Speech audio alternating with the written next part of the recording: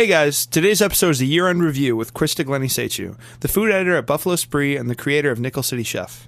Donnie and Krista talked about all the big things that have happened in Buffalo's food scene this year. This is part one of a two-parter, so make sure you check the second one out as well. Well, Krista, when you came down to our basement 11 months ago now, I didn't realize where this podcast was going. I actually thought that we were going to do maybe like 5 episodes and then nobody... Really? Yeah, and then people would be like, that's too much work. We're not going to do it. But here we are sitting here for episode 49. Wow. This is going to be. Wow. Yeah, and you're our first repeat guest, which... That's cool. Yeah. Yeah. I'm a little freaked out, though, about sitting where 49 other people I know have sat.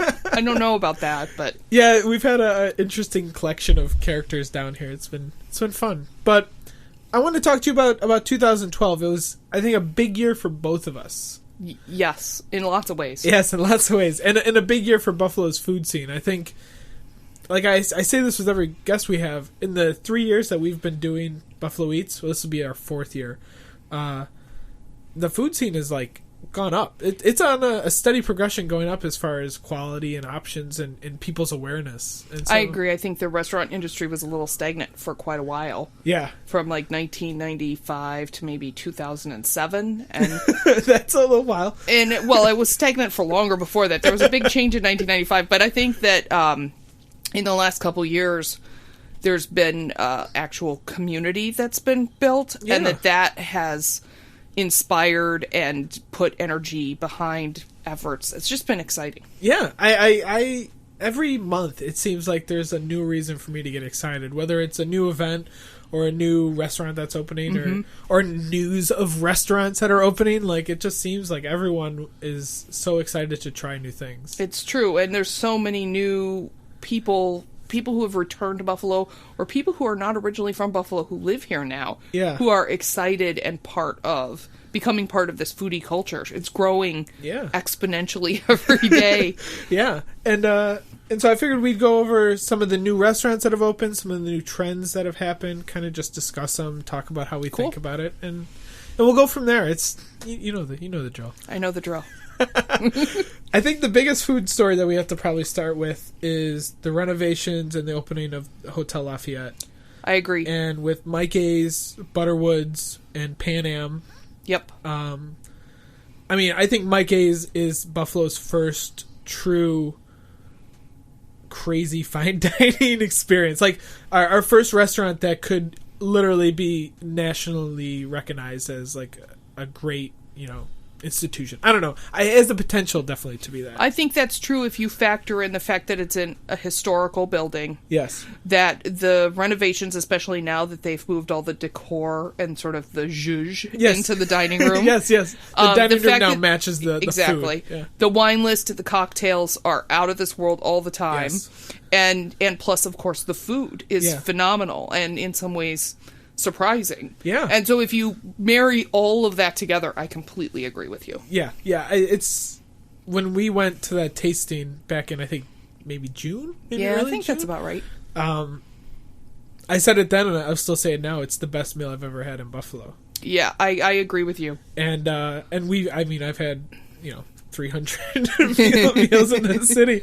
Not all of them fine dining, of course. But, I was just shocked at when we had Mike down here and we talked about what he was going to do with it, and he was mentioning steakhouse, but he was trying to say that they're going to do other things. Yes. At the time, I had no clue how ambitious their menu was going to be. Well, what I love about it is that it is ambitious, but it's not foreign. No. And not foreign in a bad way. I mean, it's not where unrecognizable. Even my mother or somebody who is not a foodie could go in there and find recognizable food and enjoy that food, but still be surprised and impressed with how innovative or interesting the interpretation is.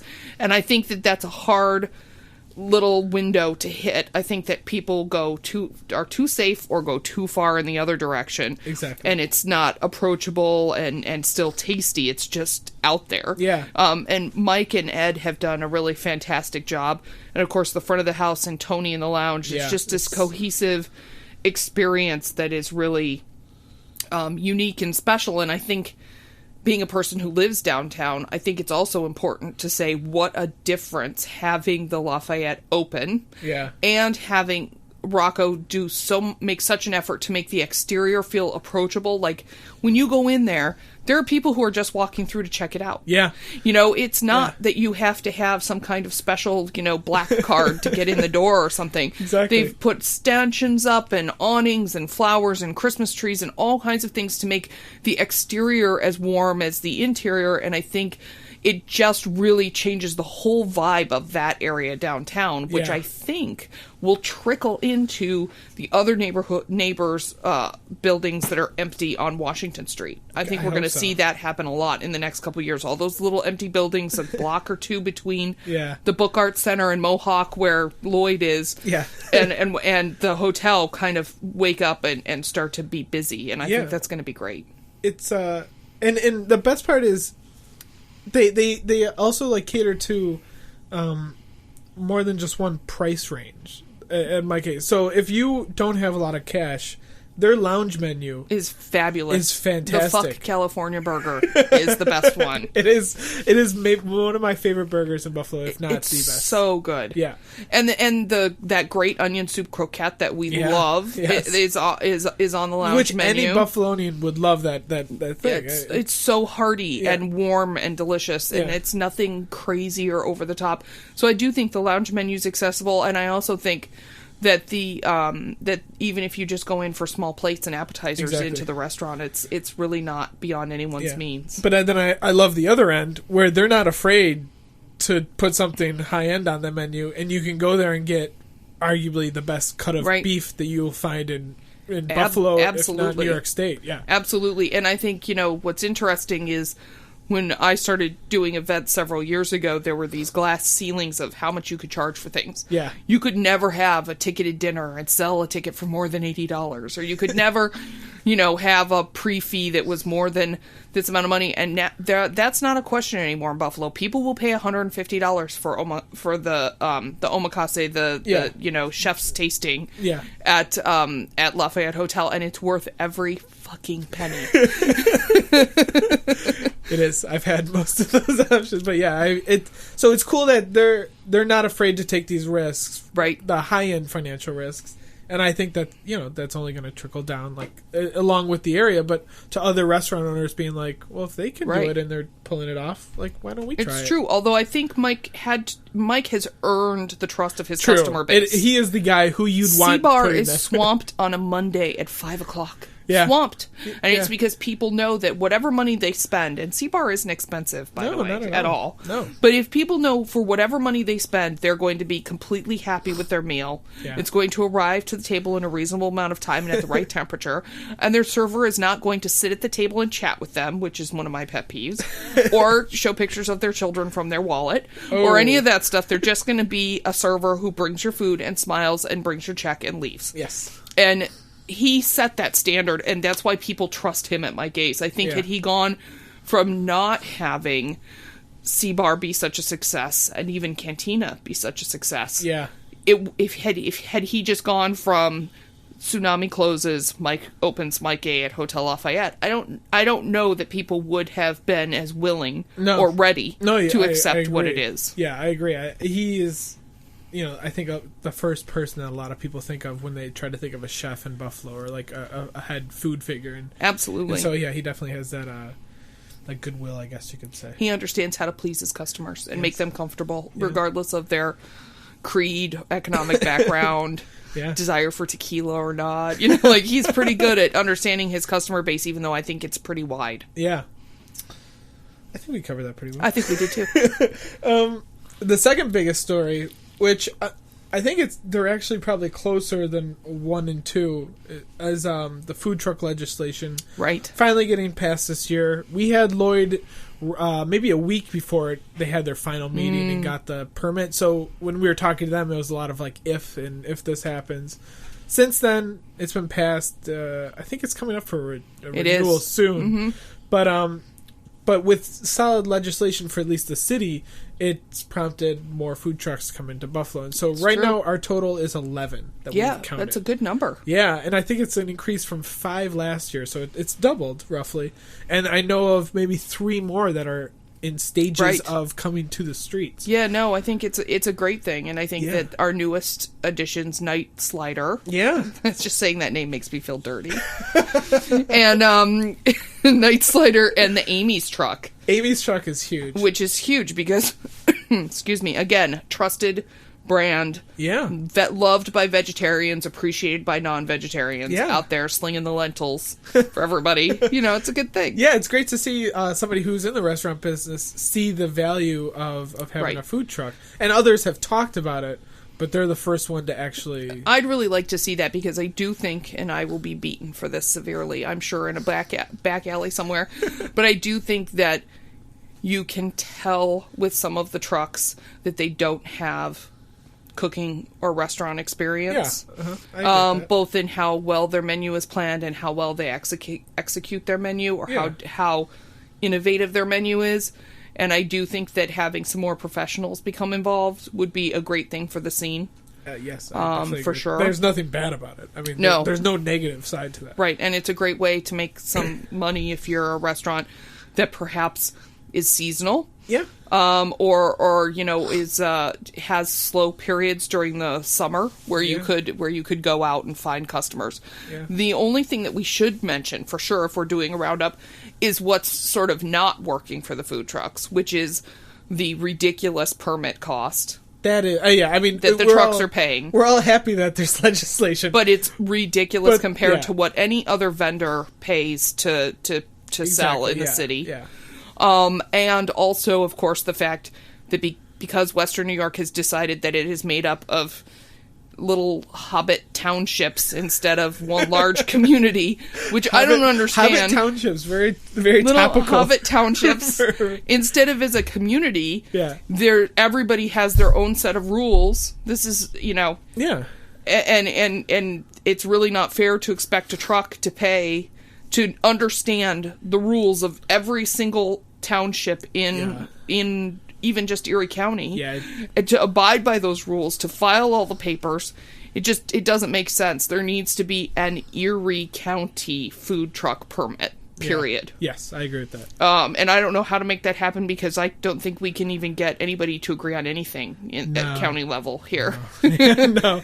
But I think that that's definitely needed, and I think that until that happens, the food trucks, unfortunately, are going to continue to spend money on lawyers and out there trying to get the media to support them because they're just fighting ridiculous little battles all over the place. What's happening in Amherst is insane. It's the dumbest idea ever. There's not that much to eat in Amherst that's very good anyway. So they really need some food trucks. Did I just say that? I did. Yeah, it's okay. I'll back you on that one. Okay. I work in Amherst, kind of, and I understand. It's a struggle to find independent restaurants serving consistently good food. Amen to that. Yeah. So, I mean, I think that's a big thing that we could look forward to 2013 is what happens to, if there's any resolution to the Amherst issue. Right. And if they do drop back the cost. I know that it's been proposed to drop it back. Well, and we're almost on the end of this permit, so that's when they're going to examine everything. Yeah. So, I mean, if that happens, I mean, you could see maybe even more food trucks.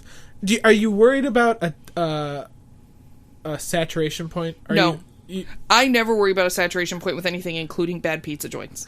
Because the truth is, Buffalonians have money to spend on food, even when they don't have money for anything else. They will find money to spend in the bars and at restaurants. We love it, even in an economic crisis. It's what we do. It's how we commune as a group. Yeah. And I think that we're not stupid. Yeah. If there's a better option at a better price, or even a better option at a not necessarily better price, Buffalonians are smart enough to taste that and to go to what's best. Yeah. And that's saturation is good because it means the really great places stick around because they're busy. Yeah. And the not so great places figure out that they're maybe not in the right business. Is there any cuisines you hope to hit the streets next year? Like, if you're thinking of the food truck that you want to see on the streets, what are you looking for? I would really love to see two things. Okay. I would love to see somebody do a poutine truck, for God's sakes. It's such a great, easy idea. It is the easiest idea. If you understand that you can't use powdered freaking gravy mix, it's a great idea.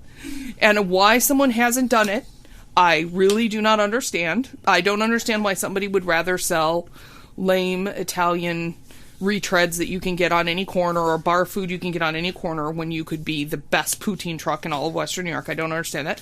And I would also like to see somebody doing really uber fresh, not necessarily raw, but really fresh foods, whether you wrap it in a pita or whatever, salad type stuff, fresh grilled chicken, like really fresh foods that would be happy. I'm sure Roswell and the Larkin District all of these sort of places, and the campuses, the school campuses, would love to have somebody serving healthy but still very good food off a truck. That'd be great. The missing California truck is what it is. Is what we need. my biggest one is some type of halal truck. Oh yeah, or some type of shawarma in general. I think shawarma's my third. I guess I think that's a good choice. That is like such an easy idea for street food, and that has worked in every other major city. I think it would kill, and we definitely have a population of people who know how to cook shawarma, even though maybe they don't do it in the restaurants. But. Again, I think when you're in the city, we have access to so much stuff. Yeah. And when you're a food truck, you have to be offering something that people can't just get everywhere. Exactly. Because otherwise, why are they going to seek you out? Why are they going to stand in line? Why are they going to eat standing up in the snow? Yeah. It has to be something that they can't go sit at the corner bar and get. Why am I driving to the east side to get a Lloyd taco? Right. Exactly. All right. I mean, I guess kind of going along with the new cuisine, like an ethnic cuisine, like a shawarma. Buffalo has seen a couple new ethnic restaurants come in, some Ethiopian places. Yes. It's maybe not a huge deal because they're kind of small, and I don't think they're as busy as I think a lot of people would like to see that food. But the idea that people are opening ethnic, like Ethiopian restaurants, because they think that there's a growing climate for that kind of food. Absolutely. I mean, I think that's a cool thing. So 3 Ethiopian restaurants we have that have opened in the last where's the third one? 6 months on Bailey. Oh, okay. I have to go check that out. He does Ethiopian and American cuisine. I think it's called Mike's. I'm going to feel bad if that's wrong. Actually, that does sound right, yeah. So I think it's really great. I think it's exciting. I think that for anyone, the really tough row to hoe, per se, I sound like my grandmother now, is that... is that vegetarians in Buffalo really don't eat out a lot. I agree with that, yeah. Because there's not a lot of options. I mean, 99% of the places you go, if you're a vegetarian, and like not a fish-eating vegetarian... It means fish. Right. I have a vegetarian menu, Chef 999 says to me. I said, what's vegetarian on your menu? Well, we have fish. No. So a vegetarian menu is hard to find, and places that are offering vegetarian dishes typically are offering pasta with some kind of like vegetables thrown in. It's uninventive. It's uninteresting. Yeah. And most vegetarians cook better than that at home. Yeah. They know how to use a lot of seasonings and a lot of flavors to, sort of... encourage flavor into their diet, umami, where the fat or the meat might be missing. And so I think that Ethiopian restaurants have the challenge of being seen as vegetarian friendly, and that a lot of vegetarians who you would think would go there don't even really go out to eat. They don't have a budget for going out to eat. They spend all of their time eating at home. But Ethiopian food is also gluten-free, and we know that. I didn't know that, actually, that is until I went. Huge. Yeah. So I think if they market more to that than to the vegetarian side, that they'll be more successful. Yeah, I hope so, too. We just went to, how do you pronounce it? Gatours on Allen, and they've definitely put a good amount of money into the place. I mean, the interior looks really nice. Their web presence is very professional. I went to the website. I was like, okay, this is an actual website. Yeah, there are a lot of things that have been done right on the outside. Looking in. But I mean, when we went there for dinner on a Friday night, there was 3 people there. Right. And I mean, that section of Allen has been tricky. I think that location itself has a tough spot to have a restaurant. Yeah, that has had 3 restaurants. Across the street has been 3 restaurants. Yep. So...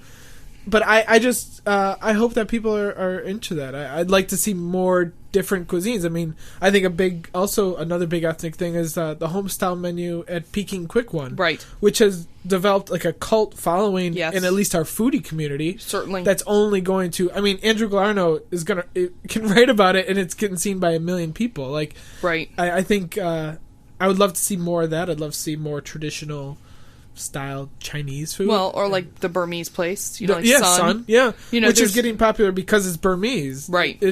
That's like the feature point. Like when I went to it was a grocery store with like some Vietnamese options and some Thai options. And like one Burmese dish on the menu. Yeah. And now they're like, wait, people want to eat the weird, right. or like the different stuff? Right.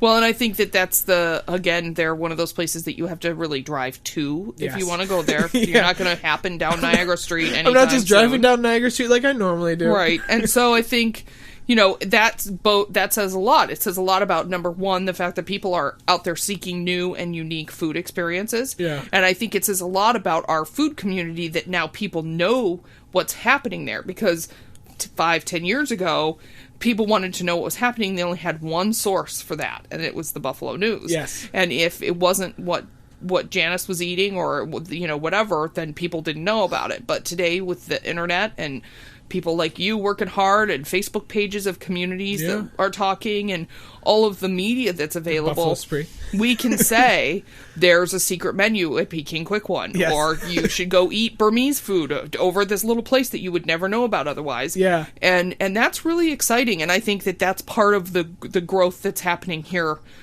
Is happening sort of everywhere because of that. Yeah. The communication of finding things is a lot easier. Yeah, it's been fun to see people get excited. To see my Twitter feed follow up and be like, did you see the new menu at Sun? Like all the Burmese, like people like getting excited over like these like what I thought was like niche, probably still niche cuisines. Sure. But just that there's like that there's like food nerds starting. Yeah, no, it's good. It's a whole nother level of foodie, right? Yeah, food right? nerd. Yeah. Well, speaking of that, we should probably touch on ramen. Yeah. Because that falls into that category too. Yeah. I mean, we did have No, which brought kind of ramen to Buffalo. And, but I mean, unfortunately they closed, but now we have Kaidera, which isn't necessarily ramen, but they do have some. Yes. Yeah. Yeah. Chef Tutu at Kedara really has hold on a number of Asian cuisines that he's sort of fusing and doing innovative things with. And ramen is one of them. I've only had the chance to eat takeout from there once. I haven't gone in for a full-fledged we've gone a couple of times. Meal, so I'm looking forward to that. But, and the Sidway's a tough building. Yeah. But now that they've opened up that block of Main Street, it's a little bit easier to park and to find a place to put your car so that you can go into the restaurant for a while. I think that unfortunately Nonu didn't live up to a lot of people's expectations, people who are sort of ramen aficionados. Yeah. Which I didn't know Buffalo had until I wrote about Nono and then realized that there was a... Well, the truth is that there's two things that make ramen amazing, and it's noodles and broth. Very and true. If you don't hit both of those things, it doesn't matter what else you put in the bowl. Yeah. If the broth and the ramen aren't, top notch, then it's just not going to be acceptable to people who have any experience with the real deal. Yeah, and now, I mean, with Toronto being 90 minutes north, and now with Momofuku, which has had mixed reviews, but I mean, even their ramen scenes, even people just reading Lucky Peach, yes, and using the recipes to doctor their Black Ops ramen from the Asian food market on Sheridan Drive or whatever. I do make a weird ramen, but it's good. People feel like they have an understanding of what something's supposed to be, even if they've never tasted it before, which is an interesting thing. But it's definitely up to the ante for ramen in general. Yeah. All over probably the country amongst foodies anyway. Yeah. And I just think that you have to hit that standard.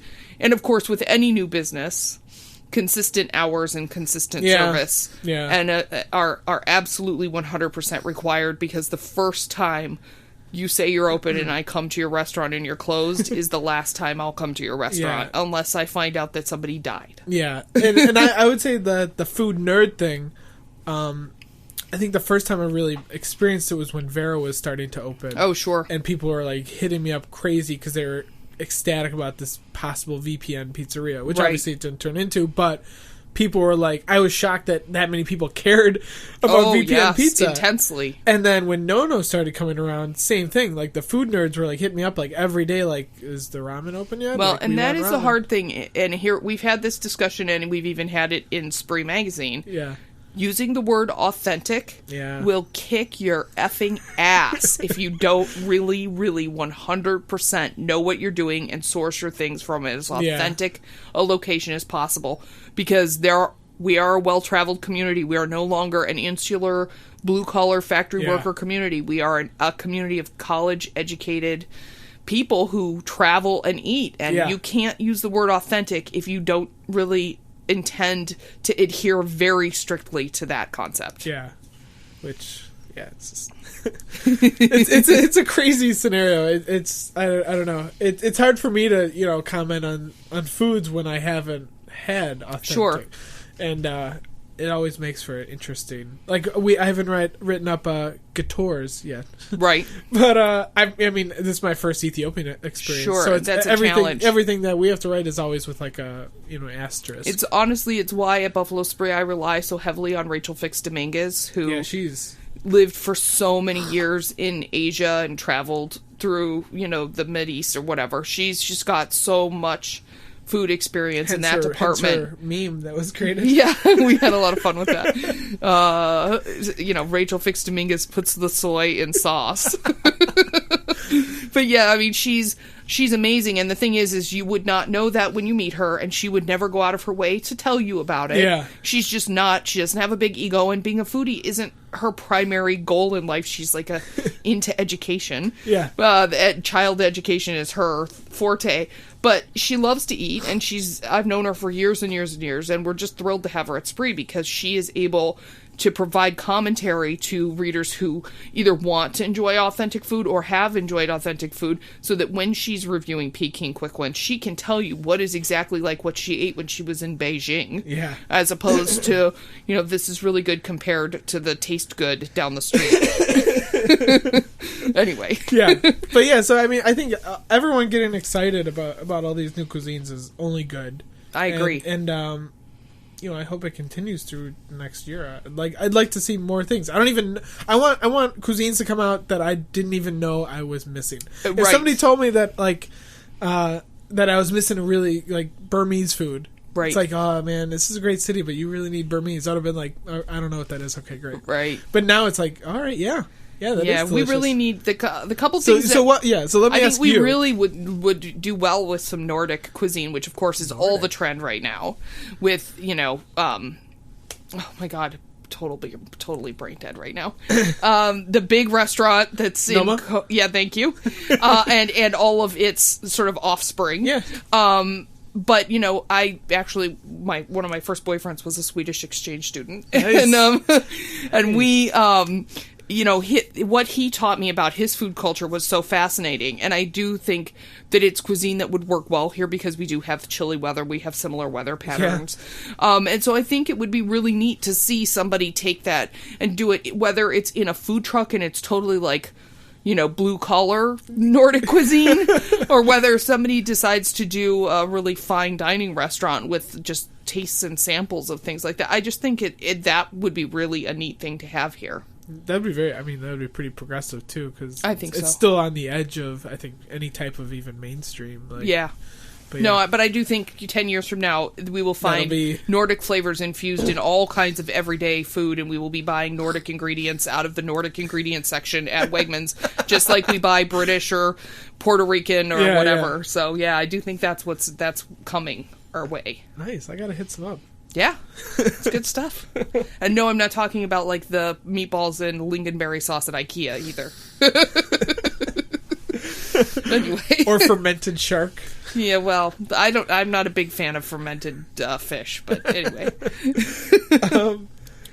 Another trend I noticed, and we mentioned this last year on the site, was that it seems like 2012 was the explosion of cupcakes. Oh my god. in Buffalo. Yes. Now, we're recording this only 2 weeks, or maybe 2.5 weeks after the Cupcake Challenge. Yeah, the Nickel City Cupcake Challenge. That was fun. Yeah, it was very fun. And Allie, our our editor and my wife got to judge the event. Yeah, she was great. Yeah. I think that was a combination. Probably, were you thinking that now is a point where we could have a cupcake challenge because there are enough cupcake places. There are enough cupcake places and enough ones that have settled that clearly aren't going anywhere. Right. They're not going to disappear in between the time they apply and the time that we actually have the show, which is always a new, very nerve-wracking thing for me with a chef that's new somewhere or a new restaurant I can only imagine. that applies to participate in some level. Is I always have to worry, like, will they be there 5 months from now when we're doing the show? Yeah, so when you do the show, it's not like, chef, this from independent consulting. Yeah,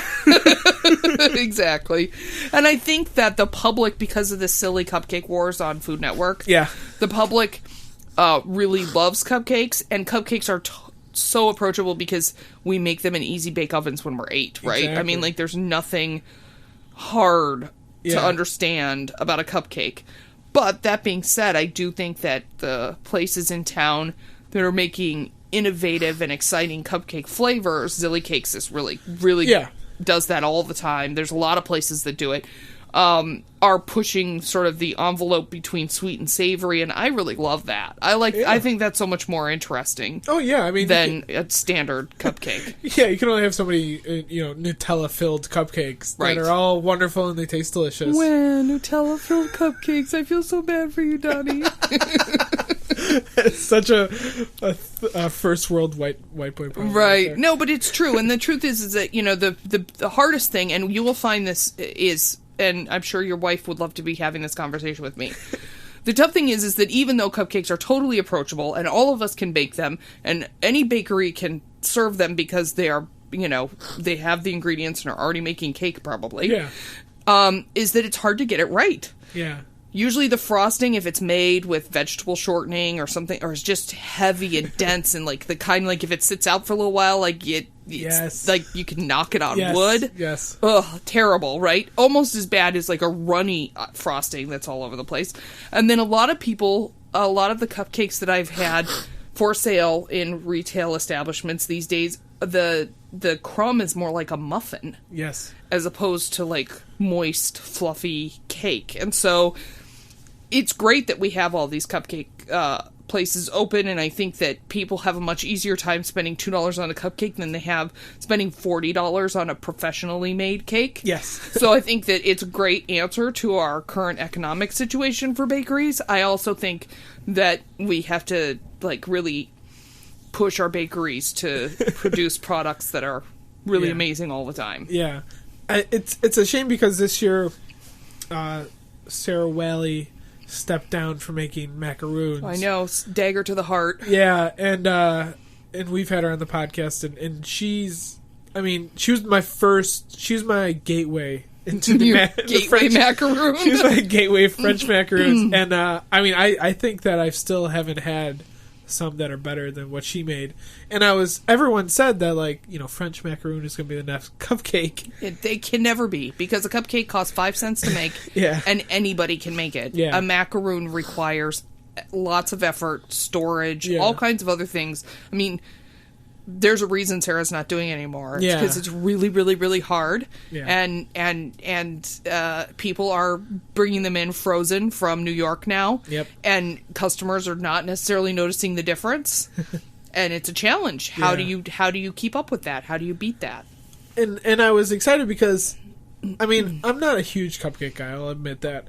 But I was excited that people are opening up shops that were dedicated to a single thing. Yes, well, you and I both feel that. There could be more places that just sell one thing. I just want a little shop that sells one thing. And so when I saw these cupcake places opening, and, Swirls, Cupcake Orchard, Fairy Cakes, they're pretty much just a cupcake shop. Yes. And they're existing as a business. They're presumably doing okay. They've been open for a year or so. And so I was like, maybe there's a shot that there could be just a macaroon shop, right? Or just a place that makes just ramen, right? Or it crossing the sweetness, or maybe, God willing, there's a pie shop that and me both, babe. That just makes pie and good ones. All I want. I know. Is pie. We need. Did you get on Ellen Gedra's Thanksgiving pie list? No. You need to. You gotta order, like, now or you won't get one. She's only making 20. But, yeah, so, no, there's very few places that understand that if you do one thing and you do it really, really, really well... That's all you need. That's all you need. But at the same time, when you're imagining that one thing, it needs to be something that has a really good profit margin, and that includes labor and cost. Yeah. And it can't be something that you're only making $1 off of, because then think of how many you have to sell every day. Yeah. You know, so I think that's a tough business model, and I would recommend anybody foolish enough to listen to this very long podcast to go to the Small Business Development Center at Buff State, which is free. And if you have an idea, actually make a business plan that works and has profit margins built into it. Don't go, I'm the best falafel maker in town. I'm going to go open a falafel shop, and cross your fingers that at the end of the month you have enough money to pay your rent. Yeah. Anyways, well, maybe next year we'll see more. Yes, any French bakery would be my friend. I mean, Elm Street Bakery is the only place where you can go, I think, and Delish, and get Frenchy stuff. But even that is not, you know, to the nth degree of French bakery, and it's my number one reason to drive to Toronto all the time. I'm gonna have to hit you up for your recommendation. Yeah, sure. I think the last new thing that I wanted to talk about, is kind of a combo. With areas of Buffalo that have always been talked about. Well, okay, let's talk about Liberty Hound opening on the waterfront. Sure. And the progress that's happening on the canal right there. They're the first step, I would say. Of good things. And then also talking about the feel-good story of Larkin. Well, I think what's really interesting is, you know, we'll talk about probably all of this, but overall what we're seeing is the core of Buffalo, which I would say, unfortunately, is downtown Elmwood, North Buffalo area. Yes. Is spreading into areas that were completely unoccupied before, and now all the good food is following, right? Yeah. So we've got Liberty Hound at Canal Side, and I would imagine once there's more infrastructure at Canal Side as far as buildings, etc., that we will see top name Buffalo restaurateurs leasing or buying spaces and having restaurants down on the waterfront. I would agree with that, And then Larkin, which is, you know, amazing what they've done over there just with the Larkin building. But then you look at Larkin Square, it is like being on another planet. It is not at all like being in Buffalo. Yeah. And they're taking the risk and showing that Buffalonians can appreciate and love things that are different and new if they're done well. You just have to provide them with the vision. And that place is all vision. Yeah. And the food is decent. Yeah. And they're putting a restaurant in across the street. And so I think... And they have the food trucks there every Wednesday in the summertime. I think it's got tons of potential. Yeah. The whole drive down Seneca Street from Chef's to where you get to Larkin. Yeah. That will, I think, fill in again with lots of new businesses as time goes by. Yeah, and so I think that both of those happening this year, like people not being afraid to open up a new ethnic restaurant, or people not being afraid to put $100 menu item or something like that. People not being afraid to go into an area that just because it's not successful right now does not mean that you can't look at the future. Yeah. And if you look at what they've done with the Outer Harbor, that whole drive down Furman Boulevard, and you look and you say, geez, now I know why Tucker Curtin wanted to build a restaurant out here. You know, and why he's able this year, he's staying open year round. Oh, wow. Because it's just changed that whole perception of that area. Yeah. It's just completely different, and I just think it's really exciting that when I think of where am I going to go have dinner, I'm not just in my head running down Elmwood or running down Hurdle or running through downtown. It's expanded. Yeah. And you could say the same of North Tonawanda and Tonawanda with Smoke on the Water and Remington. Well. Yeah. I mean, people slack on the burbs all the time, and generally rightly so. But there's not that great dining options, but there's two examples of two established chefs, the Richard brothers and Hutch and Paul. Mm-hmm. That saw an area where they thought, like, listen, we could put really good food here because there's not a lot of really good food here. Right, and people will come for it. Yeah. Yeah. And they're right. Both places are swamped all the time. Yeah, we went to Smoke on the Water and it was packed. We had to wait like almost an hour. Yeah, that's how long the wait is at Remington too. Yeah. I mean, typically. So, I think that again, it's about restaurants wanting to not, have tons of competition all on the same street. And we'll go where people are dying to have a good meal because we know that we can provide that for them. Yeah. But I also think it says a lot about how the average American's relationship with food has changed. I mean, arguably, in some ways, it's not better because we still eat a lot of hyper-processed food. We still, everybody's mourning Twinkies right now on Facebook. And we're not eating fresh. We're not eating local. We are not learning. We are not teaching our young people how to cook. Yeah. There's a lot of things that are not great. Yeah, but what is great is that we all have a higher expectation for flavor, for quality, for service when we're out dining. Yeah. And that is, the sort of the right way for it to work, because eventually I'm hoping people will decide that they're capable of making really great, delicious, fresh food for themselves at home. Yeah, yeah, and I hope that other burbs see that there's a potential that people want a better product. Honestly, I don't. I mean, I'm from Orchard Park, right, which is notoriously known as one of the more wealthier suburbs, and there's a lot of money in Orchard Park, and there's 2 restaurants that are okay. They're both a little bit more on the pricier end, but neither of the food is anything that I would brag about or go back home for. I mean, it's tough. I have lived in the city of Buffalo with the exception of 2 years, like 18 years ago. Yeah. I've lived in pretty much the Elmwood Village since about 1992, 93. Nice. And I am spoiled. I mean, there are a lot of places on Elmwood that I would not eat at that I don't think are great. But I do think that there's plenty of stuff within driving distance of me that I can pretty much have any kind of food that I'm interested in at a decent price and at a fair level of quality. Yeah. I stayed for a brief period of time this last year out in Amherst for about 6 months, and I was horrified at how impossible it was to find really good food that was not just uber fine dining to Breeze out there. Yeah. There's a couple other really fine dining restaurants. But just to find a great burger, a great sandwich, a great whatever, it was a challenge. A big fresh salad challenge. Like, how is that so hard? I don't understand. It's lots of little bars serving food, some diners. A Red Lobster that has like a 3-hour wait. And I think that's the problem. I think that when people are given the option to choose chains, which feel safe, that's a choice that a lot of people make, and that doesn't leave a lot of budget left in that community for independent restaurants. Yeah. I do think that one place that's doing a nice job actually is Giancarlo's, because it's got enough of a sort of clean vibe that it feels a little bit like a chain, like it feels really safe and clean and nice inside, and the food is not a huge leap.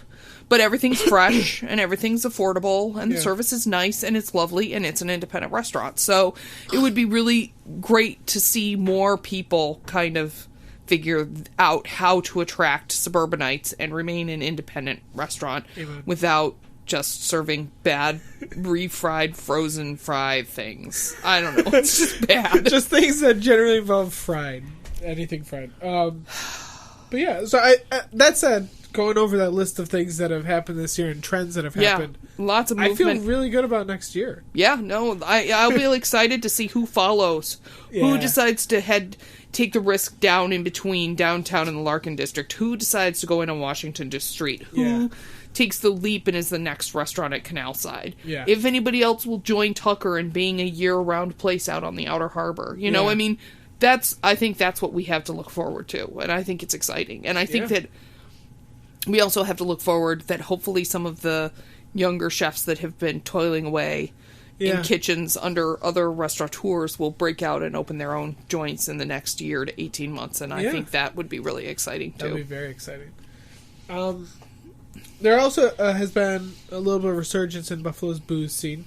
Sure. I talked about this with Julia, who I consider one of Buffalo's premier booze aficionados. Of course. Not a bad title to have. I mean, this year we saw Community Beer Works open. Great guys over there. Yeah, Great beer. Fantastic. Yeah, just a great story, and just some of the nicest people that we've met since doing the blog too.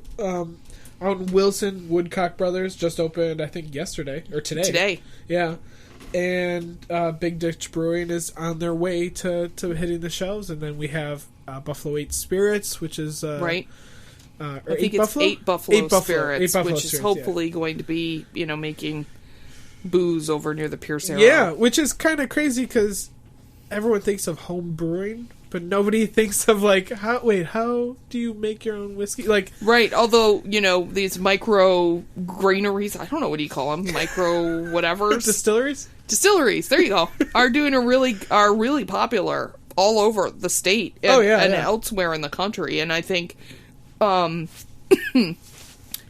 it's interesting if you look at price per ounce. Yeah. The difference between being a brewery and being a distillery, but I honestly, I don't know enough about either business to be able to say which one costs more to make. So. Yeah, I'm not going out there, but it's cool to see, people who are excited about these products that think like now's a time in Buffalo where this could work. Well, we have such an amazing brewing history. Yeah. I don't know how anyone who lives in Buffalo isn't aware of our brewing history, but if you aren't, you should do some Googling because it's pretty tremendous. And we have all kinds of extra space and buildings that are empty, sadly. And we have all kinds of acreage upon which to grow grain and hops. Yeah. So it seems sort of like Natch to me that we would move towards brewing more beer here in Western New York. And right now, it's the little guys that are really making great beer. Yeah. And hopefully someday those will grow into bigger breweries. Oh, that'd be great. But and to go along with the booze, though, we've seen this year, I mean, Vera opened technically in 2011, but really hit their stride, I think, this year. But with them and what they're doing at the bar and what Tony's doing at the Mike A Lounge. Isn't Tony just an angel? Yeah. He's wonderful. Yeah. He's wonderful. And even at Sweet and Savory. You and I had some really cool, innovative, interesting, freshly made cocktails when we were there. Yeah, that was also a really good experience. So I think it's basically they've raised the bar. They've said, Buffalo, you shouldn't be happy to have sweet and sour mix in every single cocktail you order. Yeah. And we will give you more than a plastic cup. Yeah, exactly. And I think that Buffalonians are happy about it. I mean, clearly all places are swamped all the time. Exactly. And it's cool to see people that are interested in that mixology element. Because when I went to New York City, back in April, we went to a couple speakeasies and places. Sure. And those are the coolest places to go in New York City. The Death and Company and Employees Only and PDT. And I was just like, I hope this really picks off. And at the time, Vera had been open a couple months, but it just seems like everyone's down for not minding to spend a couple extra dollars to have a really good cocktail. Yes. In a cool setting. Well, it now becomes that. Well, these artisanal cocktails have so much more alcohol in them than the $3 cocktails that you get at a bar during a Bills game or whatever. I was that intoxicated. I can verify that. Yes, those are great. Yeah. So I think the truth is that you're getting what you pay for when you pay $10 for a cocktail. And it is 8 ounces of straight booze. You're good. Yeah. But what I like about it is that it's no longer like I'm here drinking 47, cheap, shitty drinks to get drunk with my friends. That's Chippewa. It is. It is. I'm here with friends, and we're both going to have 2 cocktails, and we're going to sit here for a couple hours. We're going to talk and enjoy ourselves. Yes. And it makes the cocktail bar sort of what the coffee house used to be. Right? Yeah. So it gives people a place to be, a third place, as they say. Yeah. A place to be, a place to hang out, a place to feel at home. And what I like specifically about Tony's place, Mike A's Lounge, and Vera, is that I use them both very differently. I go to Vera if I'm by myself or with one other person, and I want to hang out with the bartender, and I want to chat and be friendly and whatever, and have cocktails and all that stuff. Yeah. I go to Tony's place if I'm with a big group of people, we need room to move around and we want to talk and hang out, but we still want to have really good drinks, and that's what you get at my case. The bartender is not going to be interjecting into your conversation, which, you can want or not want. Exactly, They're two different experiences. They're different and vibes. I love both of them, and I use them both for very different reasons. Yeah, and I couldn't be happier that we have both of those. And I agree. When my best friend who lives in New York City has come to Buffalo now, I'm excited to show him Vera and in my case, because he's happy because he's from Buffalo, and he's happy that we have these options now, and I would love to see more of that. I don't know where I want to see more of that. I mean, I'm from Orchard Park. Like, I don't understand why there's not a really good lounge. Right, because there's the money to support it there. Yeah, or even in the North Towns in Williamsville or whatever. It's just, but I look forward to seeing what they do. Like, this last year was both, I mean, Tony had a little bit less time, but both of them were figuring out what they were doing. They were and who their customer was and all of that. And I think, like, maybe future things of, like, well, maybe now we can start trying to do some oak-aged drinks and experimenting with the craft and all that stuff. I'm looking forward to see, now that they're comfortable, what they're going to do next year. Yeah. Well, I think both places are already changing the game up and doing new things. So, no, it's really cool. And I hope that we see more fine dining restaurants start taking their cocktail menu seriously. Yeah. Okay. And whether that means just doing classics correctly or it means being innovative, I don't care either one. Yeah. I don't need a centrifuge. I just want a really good drink. I don't have to have the big square ice cube, but I would still like a really good Manhattan. So I think, whether that's the case, and then I'd like to see a couple other bars understand the finer points of choosing to stop being swill houses and start being cocktail microbrew type. I love the name Swill House. We have so many bars in this town. Like, just decide that you want to be new and different, and treat people well, and have comfortable seating, and have a really light little tiny menu. Don't try to be a restaurant. Yes, it would be great. Yes, I definitely agree, because we can't go to Mikey's and Vera every.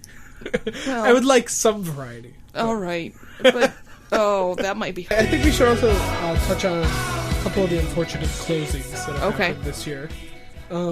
So I went on Urban Spoon, and there's a feature where you can see all the restaurants that have been added to the website. So I was looking through to find out new ones that have come up, and there's a lot I use that all the time. There's a lot of restaurants that have opened this year. Yes, and we talked about maybe 6. And that's, I think, as many as we need to talk about. Right, but there's like 50. It's just that most of them are serving fish fries and frozen hamburgers. A lot of pizza. And pizza.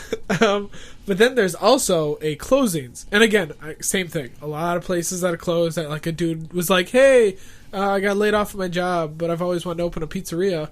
Right. A lot of those. I'm assuming. That's those, or he opened a food truck. Either one. Yes.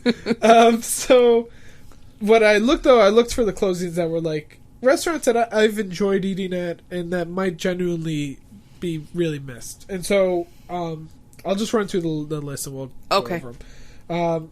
The ones that I picked out: Prime 490 over on Rhode Island, Fiamma Steak on Hurdle. No, we already talked about. Right. O'Brien's Smokehouse and I believe Steakhouse. I don't know if that was the full title. Yeah, Smokehouse and Meat Shop or something. That's like what it was. Yes, and that was in Hamburg. Yeah, right on Main Street. Le Metro, which was in the Tony Walker Plaza. Right, and was the second Le Metro. The first one was where. Oh, really? Mode is now. I had no idea. Which has been empty for 2 years. But yeah, that's where the first Le Metro was. I had no idea. And then Chow Chocolate, which I think maybe might have closed longer ago, but I actually don't know. Well, the one on Elmwood recently closed. Yes, and the one on Main Street closed, I think, a while ago. Yeah, because Block Club is located there now. Yes, yeah. So how do you want to talk about this? So, I guess we'll start at the beginning. I was upset when I found out Prime 490 closed. We went there for a local restaurant week a while ago, maybe my first restaurant week. Mm-hmm. And we had a genuinely really nice meal, and I was and I was shocked when we went in how nice the place looked on the inside. It's really they tried their best to do a really nice, modern, clean job with it. And when I heard that it was closed, I mean, we only ate there once, and that's kind of a unique thing that we have that we really... You can't go there more than once because you have too many places to review. And I don't think we were in a rush to go back there to revisit it, but I always liked knowing that street, Rhode Island, had a couple dining options. Right. Like with Left Bank there, Essex Street, which I guess is now serving food. I didn't know that. Yes. They have a full menu. Annie from Peapod Riot just wrote up a huge I'll have to check that big out. post about it. And then 5 Points, which is down the street, which is fantastic. I think that from the outside looking in, I've eaten at Prime 490 6 times, maybe. Okay. So from the outside looking in, I think that Prime 490 had an identity crisis. Okay. I think that when it first opened, it was a steakhouse. It was charging really high prices. Okay. It opened at the same time Fiamma opened and other steakhouses opened. And I think that there were some points that didn't really hit home with the visitors, with the guests, that they could find elsewhere at the Chop House or, wherever. Yeah. And so it's been then it was Italian for a little while. It's kind of all over the place. Okay. And I think that's hard for a customer. A customer wants to know what you do. They may reject it, but they need to understand what you offer before they even walk in the door. When they're Googling you, when they're looking at your reviews, your website. And that's probably even more of a case of a restaurant that's located on a street where you are going out of your way to go to that a destination restaurant. Yeah. Right. There's nobody who's just happening to drive down Rhode Island and is like, oh, let's go there tonight. Well, you would think that just the overflow from Left Bank would be possibly enough to keep them open. People who don't want to wait 2 hours. Left Bank is full all the time. The time. Left Bank and Panos are the 2 restaurants that I just would love to see.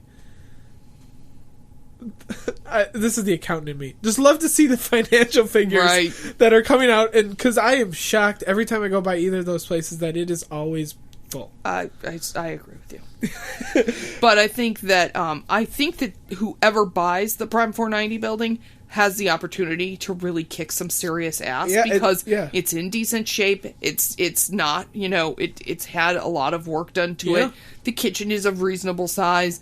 I mean, and it's approachable. It's a nice building. And because Left Bank is there and because 5 Points are there, you don't go, oh, I'm driving to the west side. This is so scary. It's really like everybody's been there. It's no big deal. Yeah. So I think that if somebody comes in there and they have a vision and they understand how to properly promote and maintain the marketing aspect of their business, and they do a really good job with the food and the service, they could do really well. I don't think the location was the problem. Yeah. Fiamma, we had 2 kind of mixed experiences. We went, again, for local restaurant week and had a really bad service experience.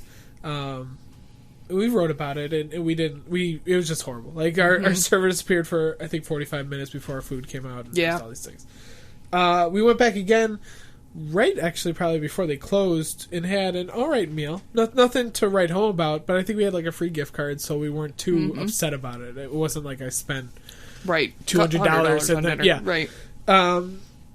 But when we started Buffalo Eats, it was the one name that always kept jumping out that people would recommend to us. Yeah, no, when they were young, I used to love it there. I loved the sides. I liked how they had done a really good job with the interior, feeling like it was modern, which was. And by the way, this currently it says that they're temporarily closed. Right. But they've been temporarily closed for a couple months now. I think they put on their Facebook page that if people had gift cards and stuff, that they would extend them once they reopened. Yes. But so we hope that they get on their feet and that they become what they once were. Or whatever it is they want to be. I mean, maybe they're going to totally re-envision the place. Yes. Maybe it won't be a steakhouse at all. So this, we have to say, though, this is and Noel, the chef, is a very talented guy. Yeah. So, there's an opportunity for it to be great. But I think that clearly... it had just slid. Yes. And I don't know if that was because somebody let it slide or because things happened that forced it to slide. Yeah. Whatever the case is, it slid. It wasn't what it was. And the world has moved on and now has higher expectations and wants different things. Yes. And, honestly, Hurdle's a tough street to have a restaurant on. Yeah. We think of it as Restaurant Row in many ways because there are so many buildings that can be or have been restaurants. But I'm going to go out on a limb here and say that if you're not at Lombardo's or Joe's Deli or Taste of Thai, it's a challenge to get a good meal on Hurdle Avenue. I would agree with that. A challenge. And I've Bertha's, tried. Bertha's as well. Bertha's, the diner, right. I mean, it's hard. Yes, I agree. Yeah. I agree. Because me and Allie always joke about how, we haven't even touched the surface of Hurdle. And then we'll drive down and we'll be like, no, I think we're pretty good except for Lombardo's. That's really the only one we have to hit. Yeah, I mean, it's... Also, Shish Kebab Express, I have to say, is Oh, yes, I agree with you. Yeah, it's the best $4 you can spend in a restaurant. That's true. I guess I'm thinking of more of all the old staid Italian places and lounges that offer food. I agree. Yeah. I agree. So, that's a shame. Hopefully they work their thing out. No, we already talked about it. I don't think there's really anything else we gotta... Right. O'Brien's is sad because we went there the day after the Nickel City Chef. Okay. And amazing beef. Yeah, great beef. Amazing beef. Really, really affordable prices. Like, just, like, for what you're paying for, I thought we were... more than happy.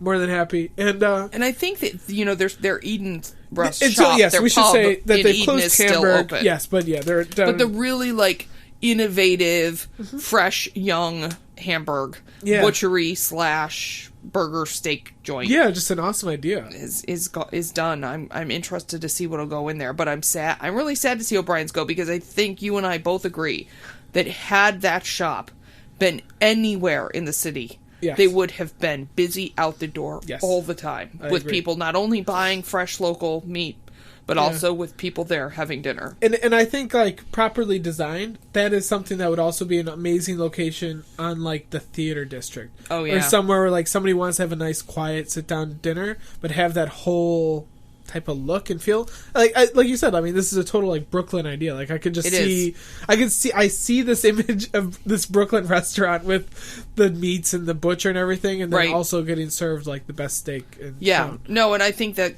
it could have worked had it not been in Hamburg. Yeah. It's a bummer. It is. But sad. Like you said, they are available in Eden. Unfortunately, I don't go to Eden that often. I don't either. Except for the Corn Festival, and that's only begrudgingly with Allie. But right. The one other place that we didn't talk about is that Cozumel closed. Oh, I see. Now, I didn't know if it was officially closed. It's all over their Facebook page, okay, so I'm assuming that they've closed. And although people have been talking about it for over a year. A year ago, somebody came to me and said, did you hear Cozumel is closing? And I was like... No, but we'll wait and see. Yeah, I mean, living in Allentown, it's a pretty big spot to go in the summertime because their patio is gigantic. Yep. I can't say I've ever had a great food experience there. It was when they first opened. When they first opened, it was like, oh, Mexican food, yay! In the city of Buffalo. Yeah, no, I mean, that was 20 years ago. Okay. But I'm guessing do you think, like, Mike A's is almost or not Mike A's, Cantina Loco is a pretty big... factor for that? Or I don't, because I think that the people who go, if you drive past Cantina Loco at 6 o'clock on a Tuesday night, they're very different, and crowds. It's packed, it's a totally different crowd than anything that was ever at Cozumel. And I'm sure that plenty of people had wonderful Cozumel experiences. I know people who loved it. When I worked downtown, our department, they would love to go to Cozumel on lunch break. Here's the thing, it's got so much parking. Yeah. I think that I'm really hoping that it doesn't stay empty for long, but I am guessing that whoever goes in there is going to have to gut the hell out of the place. It was very weirdly... It's strange. The floor plan is weird. The floor plan is crazy. It's beer-soaked. Like, that whole place is beer-soaked. A lot of sticky floors. And probably subfloors. So I think... in the bathrooms and everything else, I think somebody's going to have to really have some dinero. Yeah. But it is prime real estate. I mean, that could be... Well, yeah, and with parking in Allentown. What the hell? That doesn't happen. Yeah, so I totally forgot about Cozumel, but So just out of curiosity, since you're an Allentown denizen, yes. What would you like want to see in a space that big that's clearly meant for lots of people to be at?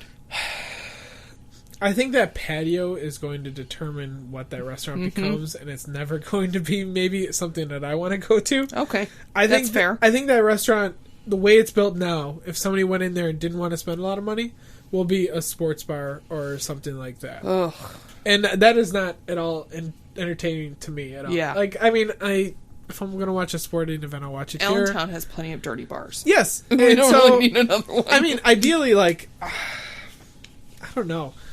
I would love a bar that is chill. I like the atmosphere of Cantina Loco is fantastic. Yes. Except if you try to go there on a drink on a It's Friday or so Saturday, crowded. I don't have the patience. I only go if it's 5 o'clock Exactly. in the afternoon. But I would love another one of those. We have so many divey bars here. It'd be nice to have a place that was clean. And this fun. is totally a really specific problem to myself, but just so that I don't have to drive to Mike A's or Vera. Right. And then you make would like sure- something that's really nice that you can walk to. Yes, exactly. Well, Donnie, we'll just conjure that right up for you. But I mean, I think there's a growing population in Allentown, and there's Right. definitely a lot of people in walking distance that would like something different. But I mean, I don't know. I mean, perfect scenario, just a simple little ramen shop that I could just go and at 10 o'clock. Ramen shop with cocktails. Yes. Walking distance from Donnie Burtless's house. We would never see you again. That's all I want. I just want somewhere I can get like a bowl of noodles at 10 a.m. on a Saturday when I have a headache. All right. To make up from what you consumed Yes. the night before. Yeah, Got yeah. it. But yeah, All no, right. I don't know. I would love to see that become something nice and something Mm-hmm. elevated and bring new cuisines or new drinks. But I don't have. You don't any- expect it. I don't. I just think with that patio screams bucket of Bud Light. Yeah, you're... The patio screams. There's the big vinyl sign that says bucket of Coronas, $5. Yeah, you're right. You're right. It's so sad. But I guess, we have all these college students. They have to have somewhere to go. Yeah, right. It's not like we have 3 different streets dedicated to drinking. I know Tom Burtless would be anywhere with a bucket of Corona for $5. So that leaves us at Cosmo. Le Metro Right. closed. The Tony Walker Center has had some crazy changes. Well, they've decided they're taking over the whole center. They're Yes. taking back all the leases. Yes. And they're building their own little Yes. Tony Walker world there. Yeah. Tony Including Walker. even the Tim Hortons is... Wow. Yeah. So, yeah. So Le Metro is done. Yeah, and what we talked about before this started, we went to Le Metro last year, or maybe even this year, I don't even know. It's all just a blur of restaurants at this Yes, I'm point. sure. And we didn't have a good meal at all. I mean, we had parts of it that was good. We had some dishes that we liked more than others, but generally, we didn't really like the food that much. And the atmosphere at that place, this is going to be totally generalizing, is not our scene at all. The vibe and the restaurant clientele, it was bringing back to all the flashbacks of what I did not like about Orchard Park. Right. And the people and things like that. That's not the way the first... I have a huge, big spot in my heart for the first La Metro, which was on West Utica in Elmwood. And, they brought bench bread making, which is like a term, to Buffalo, where you could get, like, real bread. And they were making sandwiches on the real bread that were fantastic and what I would consider gourmet. And having moved here from Seattle, the land of gourmet sandwiches and gourmet coffee and gourmet whatever at the time, which the word gourmet is so passé now, but whatever. When I moved here, I was like, oh my god, everything comes on a freaking sub roll with oil. What the hell is going on in this place? I was so perplexed by the sandwich choices available. When the Metro opened and I could get great bread and I could get a great fresh sandwich stacked with veggies and high quality cheeses and meats and all that kind of stuff and no oil, I was extremely excited. And I loved Le Metro and I loved the type of sort of French but not overly French food that you could get in the fine dining side of its restaurant. And I was really, really, really sad when they closed on Elmwood. But I think that again, that had been a restaurant that had been slipping from its goal and its vision. I see. And had kind of like veered way off to the side. Yeah. And I was actually surprised to learn last year that the one in Williamsville was still open, because I thought that when the one on Elmwood closed, that the one in Williamsville closed as well. Yeah, we had been hearing a lot of rumors for a while before we visited. And that, that restaurant was started by the folks who started Left Bank, like people who really great restaurant people with great vision, lots of experience, lots of passion. And so it's been hard to see that sort of fritter away and change and mutate, but I guess that's what happens over time with all restaurants, especially restaurants that are built on partnerships between people who are not necessarily married or family. Exactly. But, Maura is now at Coco. And she owns Soleil on Elmwood. So, she's busy. Yeah, at Coco, if you look at their menu, it's not that different than what Le Metro. So, I mean, people who... But it's a really different vibe. Yeah. Inside, it's much less... Yeah. It's much more cafe. It's way more... I don't want to say bohemian. Yeah. That's sort of what I was thinking, too. But it's compared to the... I'm just going to say trophy wife that I got at the Tony Walker Center. Never been... Well, that's... I mean, first of all, I'm in the Tony Walker Center. Right, I think know where I'm that at. has more to do with the location than the vision of the restaurant owner. But and that's just like a stupid thing that just annoys me. It's not their fault, but it's but so people who really enjoyed, I guess, that food still, like up until their days of closing, I guess you could probably still get a lot of those similar cuisines at the Coco location. You're just not going to get any of the same atmosphere that was there. But so we should probably mention that. Yeah, that Coco's open at the former 8's location. Yeah, 888 Main Street. Yeah. But I like what she's done with the space too. I like the big paintings. I like that it's darker and warmer inside. I like it. We haven't checked it out yet. I mean, I've always loved that location. We went to Camp Perry's Pizza. Yeah. Which closed. Then we went to the 8's and we really liked that. Yeah. Unfortunately, that the 8's was beautiful. Yeah. But I think that, Maura's definitely made the space her own. I have not been there for dinner. I've tried to go a couple times, but I just things keep coming up and I've not been able to go. I went and had beers with James Roberts at like 12:30 in the afternoon there once. And it's a really warm vibe. Nice. I look forward to trying it out. But I think that pretty much sums it. I mean, also Chow Chocolate closed. Right. We should talk about that. Yeah, and for a town that's known for chocolate and sponge candy, we're known for pretty much milk chocolate, like Fowler's. Yeah, I think we're... I mean, we're not known. I mean, but when people hear... We have a lot of candy shops in Buffalo, and we had even more before. Okay. And I give props to any independent candy shop that can make it work, because it's an expensive business to be in. Yeah. Your food is perishable. Your costs are expensive. It's all very labor intensive. Like, I think anybody who can make a candy shop work that's not just selling, candy that's mass manufactured. Yeah. It's a really hard thing to do. I loved Chow Chocolate. Because, again, we all know I love things that are French. And Chow Chocolate really had a very European flair for what they were doing. Both the size of the candy, the appearance of the candy, and also its flavor profiles. I loved their candy. And I am very, very, very sad to see them go. Yeah. And I think that our city lost something. To see them and Sarah... Yeah. Both stop what they're doing in the same year is just soul crushing to anyone who loves European sweets at all. But I think it's a tough business to be in. I can only imagine. To go from being an artisan food maker doing things on a certain level to being a brick and mortar business is a huge leap. Yeah. And trying to make those profits work with it's just really hard. Yeah. I mean, when one of the last times we went to the farmers market on Bidwell, we saw that they had a stand. So I don't know if they're going to continue, hopefully. Yeah, that's how they started. Yeah, their business started at farmers markets. I hope so, but I mean, that is an extremely limited way to get their food. Right, which is why they went brick and mortar, because they could only, first of all, they couldn't really do the chocolate the way they wanted to because it melts outside in the summertime. Yeah, I can imagine. And, farmers market business is only a 5-month-a-year business, and it's a challenging business because you think you're hauling all your stuff in, hauling all your stuff out.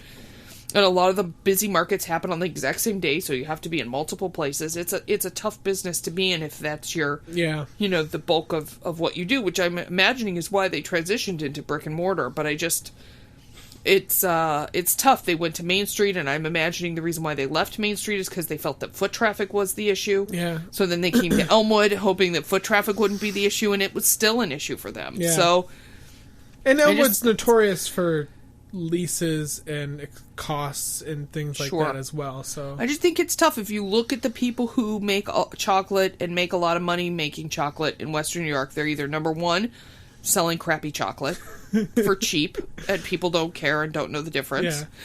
They're number two, have a huge wholesale business. Yes. Where they are reselling their product. Yeah, like Chocologo. I was gonna say. Even Fowler's and those, I mean, Truffalos you can buy all over Western New York. They're not only available at, the one chain of candy shops.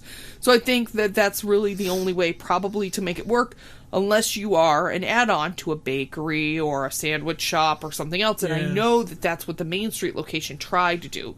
It tried to have baked goods. It tried to have coffee. It tried to have breakfast. I think I had lunch there. Yeah, I had breakfast there once.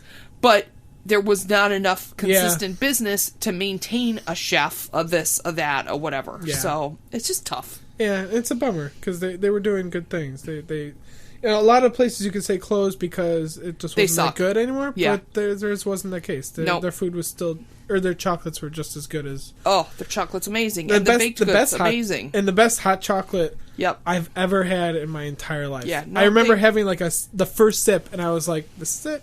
They definitely know what they're doing, and I hope that we see some version of at least their knowledge base, even if they just act as consultants for someone else, that we see what they can do somewhere else again, because to think that we lost that European flair, it's just so sad. It is.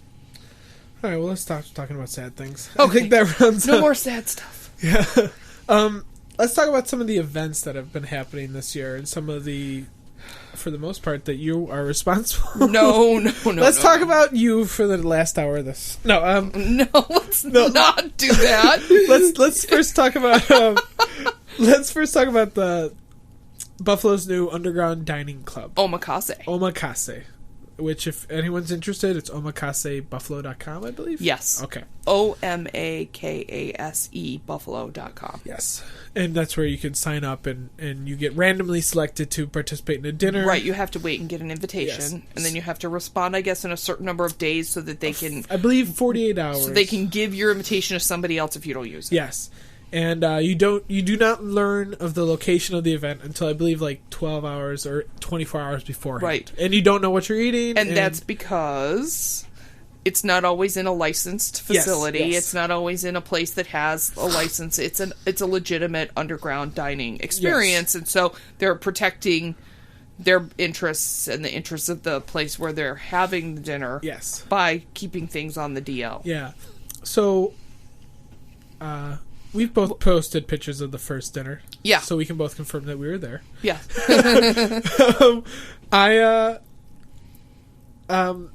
When I posted the pictures of that first dinner, and I think that was one of the biggest events this year where I've posted a gallery of photos, and my inbox blew up. Probably within the first 24 hours, we had 75 requests of people asking me how they could get to eat at one of these dinners. Yeah, that's cool. And I was shocked. I thought people were going to think that it was cool, that I was taking pictures of stuff, and I was like, oh, those are really nice pictures. I was expecting just likes. Lots of likes. But I got a lot of feedback from that, and I was shocked. I didn't think that... 75 is a small number, but compared to what normally we get active, I was shocked that many people were interested in it. I think that people are always looking for something new and exciting, especially hardcore foodies, which would obviously be following you on Facebook. Yes. Because if you're a hardcore foodie and you're not following Buffalo Eats on Facebook, you're totally insane. Thank you. And I think that that the element of suspense and excitement is inherent in anything that's secret, right? Very true, yeah. It's definitely appealing on that level. Yeah. But what I think is interesting is that you had told me offhandedly that someone had asked you if the chef was legit and if it was safe and if they should be worried and all this other stuff, and I just thought it was so funny because it's so well executed, and it's It's so well orchestrated. Like, and the look food at the is picture. so impeccable. Look at the pictures of the first meal. It's like hysterical to me that somebody would think that we're all like promoting somebody serving food out of a Johnny on the spot somewhere. Yeah. You know? No, trust me. He makes great chicken finger subs out of the trunk of his car. Right. That's right. And it's so not that. It's so tight and so legitimate that I think it's that actually really just cracked me up completely. Yeah, I was shocked. I was shocked when I got that so people just need to trust, and we've all wasted $40 or $50 on something way more stupid than that before. And this is extremely affordable for the products that I've had at the last experience two, that you have. Yeah, and the experience alone too. But the food, I mean, but it's tough because they only do them, once every 3 months or something. Yeah, and, sometimes it's only 12 people, and sometimes it's 40 people, yes. and so if you want in, you better write. I will say you'd better write a really good statement when it says why do you think you should be invited, or why do you want to be invited. You should really fill that out. Yes, try to impress the organizers here. I've had 2 people tell me that they've applied, but then they didn't fill in the box, and none of them have gotten invited to anything. And so I'm thinking that might have something to do with it. That sounds like it might be the case. Yeah, but it's cool. It shows you how much our scene is growing. I mean, the restaurant scene here, the scene of people who are plugged in and excited about food and beverages and dining experiences and sharing those experiences with other people is 20 times what it was when I first started all of this. That's awesome. So it was cool because the last one we went to, the second dinner. Yeah. My friend happened to also get an invite, and this is totally nobody knew he was my friend. It was a circumstance, and he was texting me almost every day, so excited that he was going to go to this thing, and he's like, have you heard anything about what they're gonna serve? And he was just so excited, and like the day of, he's like texting me like, I can't wait, and and he's a reasonable foodie, but still somebody who's not in the food industry crowd or in our circle of people that we all know. And it was just so cool to see somebody who gets that excited over food. And was he that excited after the experience? Yeah, he still thinks it was the best meal he's had. Oh, that's awesome. Yeah, he was just like floored. That's awesome. I mean, the food was fantastic, and that fried chicken that we had was the best fried chicken I've ever had. Fuck you, Donnie Burley. But so yeah, I think that is a huge thing. That even if it becomes a quarterly event next year or whatever they want to do with morphs it, into, it means a lot. It means a lot that exists. Sold out, yeah, functioning, tasty, meeting everyone's expectations. Yeah. More, please. Yes, and hopefully other chefs maybe see that and pull their own whatever they want to do. Yeah, I want to see pop-ups. Yes. Okay. I talk to friends in New York. I say pop-up. They're like, fuck pop-up. We hear pop-up all the time. No. We don't have any pop-up action happening here except for what Ross Warhol did at the Athenaeum this summer. There should be pop-ups all the time. Yes. 90% of Buffalo's restaurants are closed on Sunday and or Monday. There is no reason why we are not doing pop-ups in each other's restaurants. There is no reason why we are not getting crazy groups of chefs that are friends together to cook crazy awesome meals in existing restaurants that open for one day. Come on, people. Teddy Bryan was here, and he hinted... Loves me some Teddy. Yeah, and he hinted at a potential... I am aware. Of a pop-up with Lloyd Taco Truck. Yes. And I almost shook him down and made him tell me if this was really happening. And but no, I would love to see that, and I can only imagine that it will. I mean, and Roaming Buffalo did it by having Amelia Nussbaumer on their truck and having Kevin O'Connell on their truck. Yeah, that was a great idea. There are 1,000 ways to make this happen without having to rent tables and chairs and plates and going bananas, because I understand as an event promoter that my biggest expenses after labor are rentals. The space rental, the chair rental, the table rental, it's endless. You can have $100 price come in the door per head, and you can spend $50 of it just on getting everybody enough glasses and silverware to, it's insane. So why aren't we doing this in existing businesses? Why aren't we talking to the people at Larkin or the people at the Albright or the people at Birchfield and saying, can I do a pop-up in your restaurant? I mean, it has to happen. Get on the stick, people. That'd be huge. And it needs to happen. Yes. All right. Fingers crossed that when we come back here at the end of 2013. We what talk about all the great pop-up restaurants that we and ate how at we this never year. want to hear the word pop-up again. We can be all New York. So over pop-ups and pork belly. No more bacon-covered donuts, for Christ's sakes. I think the other big event that we should talk about is, and we are going to talk about you here, is the IN event that was created. The bi-weekly Monday night event at C-Bar. Yep. That is meant to kind of bring together all the industry people, but also, people who are just interested in it's food open to the general public. Yeah. And it's called IN, which stands for Industry Night, but we also think of as being as in crowd, yes. which we joke about because it's open to everyone. Yeah. There's absolutely no snobbery associated at all. No, I've brought outsider civilians, if you will. Right. And I may be a food snob, but when it comes to people, as far as I'm concerned, the whole world's invited. Yeah. I don't like to play those games where it's like, just me and these three people, and you can't be over here. Like, I was picked on at school, maybe that's what it was. But that whole cliquey thing I'm not down with. So the in crowd is sort of tongue-in-cheek, but it's really, it's everybody. Yeah. And it has given me something to look forward to every other Monday. Oh, that's awesome. Well, that's exactly what we wanted it to do. I love it. I've been to everyone, I think.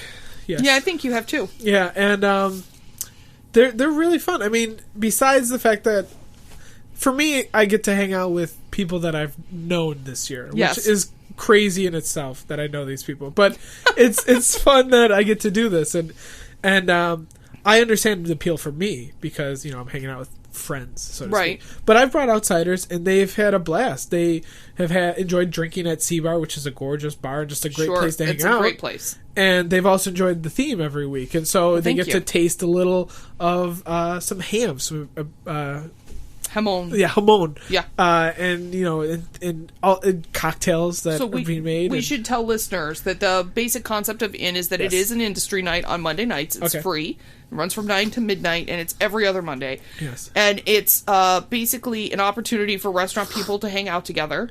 But it's not, your regular industry night is basically like, bring your paycheck stub and we'll give you 20% off Coors Light. It's not like that.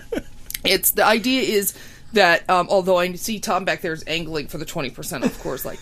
But I think that the goal of it is to actually unite the restaurant industry, because restaurant people all work so hard they very rarely actually socialize in between restaurants. So we wanted everyone to feel like they were part of the scene, and that they didn't just have to be my friend or your friend or Mike A's friend or whoever to know what's going on and to be aware of the exciting things that are happening, that it's open to everyone.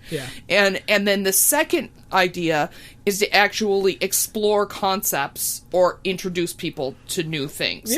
Because the truth is that I don't really want just a room full of executive chefs. No. I want the dishwasher, I want the server, I want the line cook, I want everybody to come, because the only way our scene is going to grow is for everyone to feel like they're plugged in and for everyone to feel like they're a contributing part of the experience.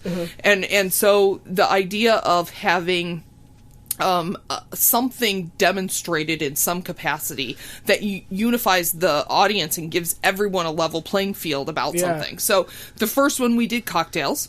So we that was a crazy hot fun mess. So we had, great cocktail people from the area come do artisanal cocktails. And make them in front of everyone and talk a little bit about how they were making them. So that kind of got everybody, hopefully, to sort of think about cocktails in a different way if they haven't been to Vera, if they haven't been to Mike A's, if they're spending all their time freaking, making steaks to temp and then drowning their sorrows in Labatt's at home in the easy chair. We wanted to make sure that they all got this cocktail experience. The next one that I was really excited about that we did was pairing olives with the actual olive oil they're made from. So we paired up with Diavolio, and people got to experience what it tastes like to have, a Hoji Blanca olive oil with the actual Hoji Blanca olive. So that cool. You don't go in and you look at varietal olive oils and think they all taste the same and not understand that each one has all these unique characteristics that are based on the olive that it comes from. So we've done cheese, we've done all kinds of stuff, And some of them are fun, like the post-restaurant week one we did was just we bought everybody a beer and a shot because God knows everyone had worked really hard at restaurant week, and it was like, why make this confusing? Why not just buy people beer and a shot? Yes. So it's the idea spun from my friend Ivy Knight, who lives in Toronto. She's a great food writer, and she's a great event coordinator, and she is brilliant, and I adore her. And she runs an event called 86th, which is at the Drake Hotel every Monday. Yes, yeah.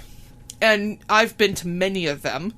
I'd like to go to one next year. That's one of my goals. Oh, yeah. Well, we'll probably all go up sometime in January, so that'll be fun. But it's a lot of fun, and it's way more non-restaurant people than restaurant people in the ones that I've been to. Okay. And the chefs primarily come in, and they have a battle of some kind. So it's like the baked potato battle or the meatball battle or whatever. Yeah. And then, and sometimes she has sponsors, so they'll have a caviar tasting or they'll have a whatever kind of thing. And it's a lot of fun. It's a really totally different experience than Inn is. But the idea of seeing all of these people having a place to go and knowing they could meet other people and that new chefs could come in and go there and they'd meet people was really intriguing to me. And then last year, Bruce Wysela and Mike A. came to 86th with me, and we actually did an America versus Canada Smackdown or something on the 4th of July up there for 86th, because it's not their 4th of July, but whatever. And Ivy said, you guys should really do one of these in Buffalo. And at the time, Mike was looking at opening up Cantina Loco and opening the hotel. So he had a couple of things on his plate. Yeah, a little bit going on. And I also had a little bit going on, and it wasn't just until this fall or this summer that I said to Mike, I said, we need to do this. Yeah. And this would be great. And he, of course, agreed, because he is as much about growing the community and giving people a reason to stay and be here and be part of what's going on as I am. Yeah. And so it was a no-brainer, and we've had a lot of fun. Yeah, it's been awesome. And so I highly recommend. I mean, people are listening to this. And it's free. Yeah. That's the thing that people forget. It's free. Yes. You don't have to pay anything to get in the door. No. But yeah, so I think when this posts, there should be one the following week. I'll double check when I post this. But, but I think we're only doing one in December because the holidays are so nuts. Okay. All right, then never mind. Well, we'll figure it out. But I mean, they're great events. I can't recommend going to them enough because I just have a blast. I work the whole time, so I'm glad to hear that you have fun. I mostly work. Yeah, but, I maybe have too much fun on the Monday night when I have to work the next day at 8. But I love it. And then Lloyd shows up on occasion. Right, Lloyd. If we don't do a ton of food, do a ton of food, it doesn't really make sense for them to be there. But the restaurant isn't, C-Bar isn't open, so for the kitchen isn't. So when at 10 o'clock, Lloyd pulls up and we all move our tacoing selves outside. So good. It's the best, and they love being part of it. Honestly, they said to me a lot of times, Krista, we don't really care how busy we are. We just want to be part of it, and that's one of the things that I think has made Lloyd so successful is understanding that it's not about every dime you make every time. Yes. Sometimes you're there because you're part of something that's cool, and not complaining about it, and it's wonderful. Yeah, love those guys. I couldn't say any better. So, I think wraps it up. I know this is gonna be a two-parter. Oh, it's gonna have to be. Yeah. How was your 2012? We were crazy busy this year. Yeah. I think we're on pace to have 300 articles that we wrote this year. Wow. And that's a lot. Yeah, and it was probably it's easily our biggest year we've ever had. This is the first year that I started to meet people. Right. This podcast has been a huge reason for that. But it's kind of weird that I know these people, and I have Steve Gedra texting me a severed goat head while I'm working. Oh, and I'm you're one of the popular kids when Steve Gedra's texting you body parts. and it's kind of crazy for me. So 2012 has been, a good year, but just hectic. Yeah, you guys need some downtime. We're gonna take because you're also cute and young. You can't be burnt out. We're gonna scale it back next year for sure. but you were just as busy as I was this year. I've been really, really busy, and actually this year I was hoping would be a little quiet, but it hasn't been at all. It's been my busiest year so far. Nickel City Chef started off this, I mean, it was probably your biggest thing that started off this year, besides all the work, obviously, you do with Buffalo Spree. But, right, Buffalo Spree definitely keeps me busy. Yeah. But, so Nickel City Chef, and... it sold out in 45 minutes. Yeah, the Lloyd show sold out in 6 minutes. So... see what that means about next year. But I can't complain. I mean, I feel terrible because I just want everybody to be able, who wants to come, to be able to come. The whole thing makes me feel really sad. But I there's no way to be bigger. And we've tried adding more shows before, and it doesn't work. Well, yeah, the second season was 8 shows, right? So, yeah, and then the farm tour this year was awesome. That and was huge. A blast. Taste of Buffalo was great. Yeah. We had a lot of fun. We're going to, do Taste of Buffalo again next year. Nice. There's some new exciting things going on with that I'll tell you about in the future. And then Firing Line. Yes, Firing Line. Which is our new series, which is like Chopped. And so we've done the 2 preliminary matches, and the big throwdown will be DJ versus Teddy. Love both those guys, so it'll be really cool, and I'm excited. Cupcake Challenge sold out in a heartbeat. Yeah, I mean, that was packed. That crowd was full. It was. So, really, really busy. And then, of course, honestly, Donnie, 90% of my time is spent answering freaking email. I mean, I love that people email, but I get hundreds of emails every day from people who want to do something or want me to help them do something. And I am so flattered, and I think it's really awesome, but we need some self-starters to enter the scene. We need some folks who really just have gumption and have a mission and find a way to make it work and do their own thing. I don't care if they're my direct competitor. Yeah. Hop in, get busy, there's lots to be done, and there's people who are willing to spend money on good meals and great experiences, so come on, chop. Yeah. So what do you, I mean... is there any goals that you have for 2013? To work less than 100 hours every week. That's a good goal. I like that goal. I really can't continue to work at this pace, so I'm hoping to work a little smarter and a little less. And my goal in 2013 is to really dine fabulously as often as possible. I love that. I love it. It's a challenge, but I think I can manage. Me and you both, yeah. Yeah, so no, I just like to see Spree. We've got many issues with food themes coming out. Awesome. So I will be spending... Thank you so much for featuring me in Cheap Eats. Yeah, well, it was a no-brainer. You were easily, out of food bloggers. I mean, come on, you guys are the biggest food blog in town. But I think... we've got many food issues, so that'll definitely keep me really busy. Awesome. I've got some special projects going on that y'all will find out about in the near future. So, never a dull moment. Nice. Well, Krista, thank you for everything this year. You've helped us out more than any other person I can think of. Let alone from just starting this podcast by being the first person to be our guinea pig. I was so honored that you asked me. And just helping us, with everyone we've met and with every event that we've gone to, you've been our biggest supporter. So thank you so much. I really appreciate it. It's my pleasure. You're gonna make me cry if you keep going though. All right, we'll see. And everyone can tune in next week. It's gonna be me and Tommy, and we're going to do a best of 2012 podcast. So we're gonna take clips from everybody's episodes. Oh man! So yeah, that's cool. Yeah. So, but thank you again, Krista, so much. My pleasure.